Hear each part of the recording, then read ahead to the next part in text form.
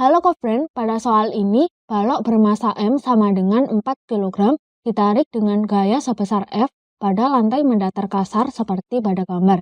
Lalu koefisien gesekan statis antara lantai dengan balok adalah μs sama dengan 0,5 dan koefisien gesekan kinetis antara lantai dan balok adalah μk sama dengan 0,2. Lalu di sini nilai dari percepatan gravitasi bumi adalah G sama dengan 10 meter per sekon kuadrat. Kita diminta untuk menentukan keadaan balok dan besar gaya geseknya. Jika besar gaya tarik, untuk soal A adalah F sama dengan 20 Newton, untuk soal B adalah F sama dengan 10 Newton, dan untuk soal C adalah F sama dengan 25 Newton. Pada benda ini bekerja gaya berat W yang arahnya ke bawah, lalu bekerja gaya normal N yang arahnya tegak lurus dengan lantai, dan bekerja gaya gesek yang arahnya berlawanan dengan arah gaya tariknya.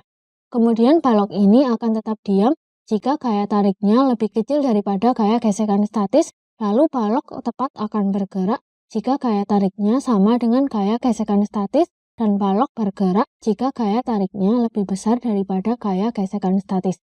Nah, pada benda ini, pada sumbu Y berlaku hukum 1 Newton, yaitu sigma Fy sama dengan 0. Sigma Fy adalah resultan gaya pada sumbu Y, ini adalah W dikurangi N. W ini tandanya positif karena arahnya searah dengan arah percepatan gravitasi, dan N tandanya negatif karena arahnya berlawanan dengan arah percepatan gravitasi.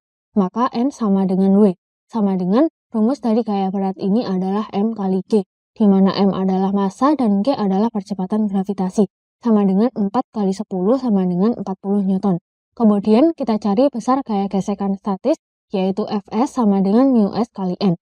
Fs adalah gaya gesekan statis, μs adalah koefisien gesekan statis, dan N adalah gaya normal, sama dengan 0,5 kali 40 sama dengan 20 Newton.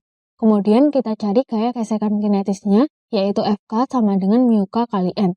Fk adalah gaya gesekan kinetis, μk adalah koefisien gesekan kinetis, dan N adalah gaya normal, sama dengan 0,2 kali 40 sama dengan 8 Newton. Jadi, gaya gesek yang bekerja pada balok, jika balok dalam keadaan diam adalah gaya gesekan statis, nilainya adalah 20 Newton, dan jika balok dalam keadaan bergerak, gaya gesek yang bekerja adalah gaya gesekan kinetis, nilainya adalah 8 Newton. Nah, untuk soal A, karena gaya gesekan statisnya sama dengan gaya tarik F-nya, maka balok ini akan dapat bergerak. Lalu untuk soal B, karena gaya gesekan statis lebih besar daripada gaya tarik F-nya, maka balok tetap diam. Dan untuk soal C, karena gaya gesekan statis lebih kecil daripada gaya tarik F-nya, maka balok bergerak. Jadi, keadaan balok untuk soal A adalah balok tepat akan bergerak, untuk soal B, balok tetap diam, dan untuk soal C, balok bergerak.